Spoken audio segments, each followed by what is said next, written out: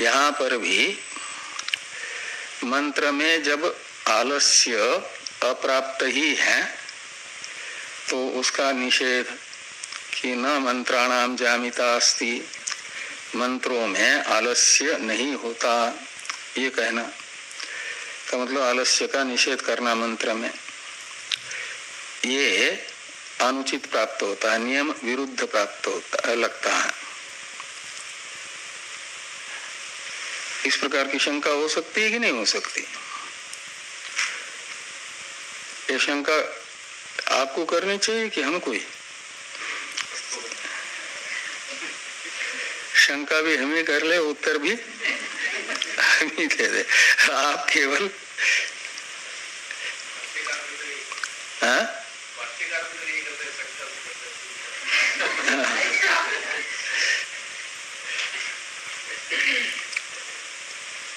तो यहाँ पर मंत्र शब्द से लेना मंत्र के दृष्टा ऋषियों को लक्षणाशय।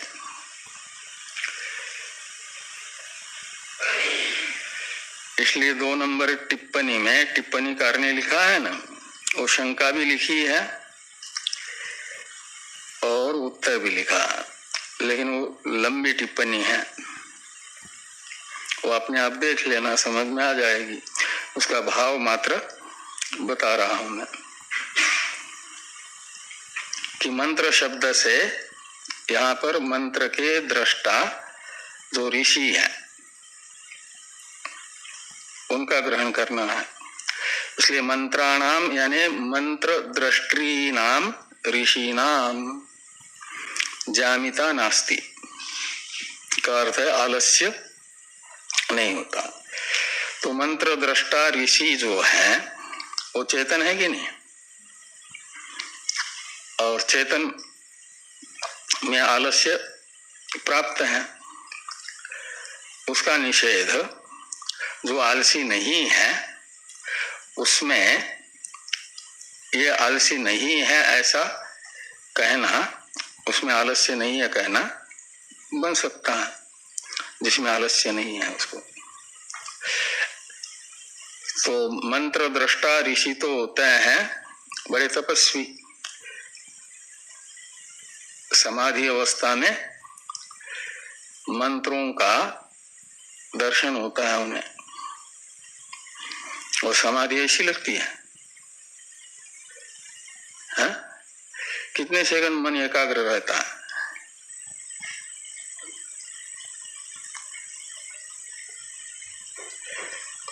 और ये तो मंत्र दृष्टा ऋषि जो होते हैं कई कई साल समाधि में रहते हैं।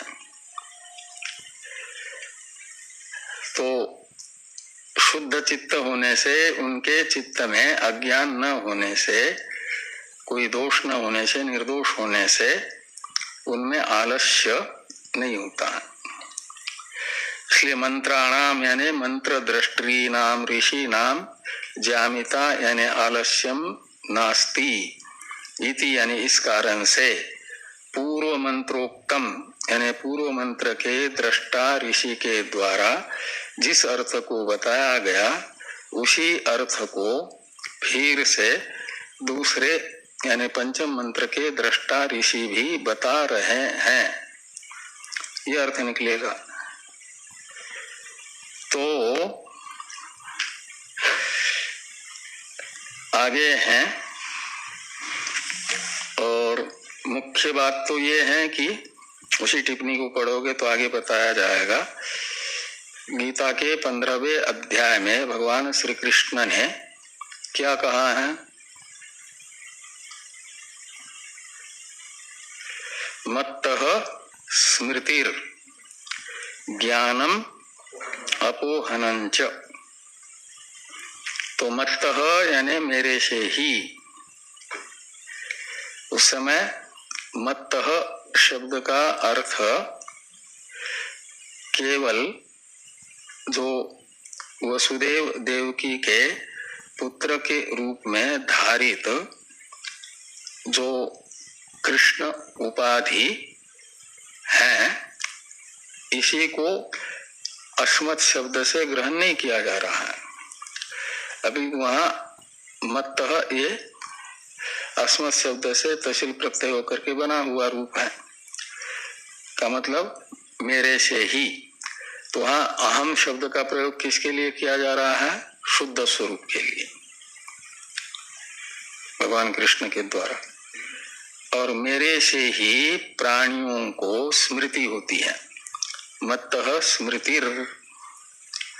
तो ये मंत्र का जो स्मरण होता है, उस स्मरण का हेतु कौन है? भगवान। तो मेरे से ही प्राणियों को भूली हुई जो बात है उसका स्मरण होता है। और कभी विस्मृति भी होती है, ज्ञान भी होता है, स्मृति स्मृत्यात्मक ज्ञान या अनुभवात्मक ज्ञान या अपोहन, यानी फिर ज्ञान लुप्त हो जाता है। तो वो सब मेरे से ही होता है, यानी मैं ही स्मृति, अनुभव तथा स्मृति अनुभव के अपोहन में कारण हूं। और मैं का मतलब ये चेतन आत्मा, मैं तो आत्मा है ना, और आत्मा तो चेतन है। और उस चेतन आत्मा को आलस्य कहाँ से होगा? वो तो स्वरूपतः स्फुरन करते रहना, अपने प्रकाश्य वस्तु को प्रकाशित करते रहना, जैसे आदित्य का स्वभाव है कि आदित्य को आलस आता है। अपने प्रकाश्य को प्रकाशित करने के लिए आदित्य को जैसे आलस नहीं आता है, क्योंकि वो प्रकाश स्वरूप है, अपने से संबद्ध जो जो भी है उसे प्रकाशित करता है। ऐसे चेतन आत्मा वह सभी प्रकाश्य वस्तु को प्रकाशित करता है। तो मंत्र दृष्टा ऋषि के चित्त में स्फुरण जो मंत्र का होता है, वो स्फुरण भी कराने वाला कौन है? तो चेतन आत्मा ही है। आलस चेतन ही करता है क्या? आत्मा नहीं।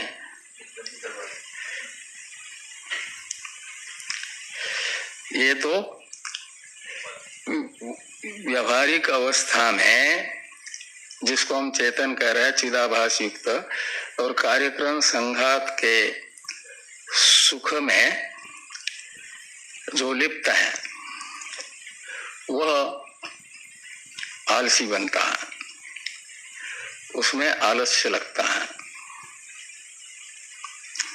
और परिश्रम ही उसको होता नहीं है। सूर्य को, जगत को प्रकाशित करने के लिए कोई परिश्रम करना पड़ता है क्या? वो तो प्रकाश स्वरूप होने से अपने स्वरूप से ही प्रकाशित करता है। ऐसे चिद्रूप आत्मा, चेतन रूप आत्मा स्वयं ही अपने स्वरूप से सबको प्रकाशित करता ही रहता है, इसलिए उसे आलस नहीं है। और आलस होता है चिदाभास युक्त कार्यक्रम संघात में, क्योंकि वह ज्यादा परिश्रम होता है तो थक जाता है, दुखी हो जाता है। अभी कुछ दिन पहले समाचार में आया था, पिछले सप्ताह में सूरत में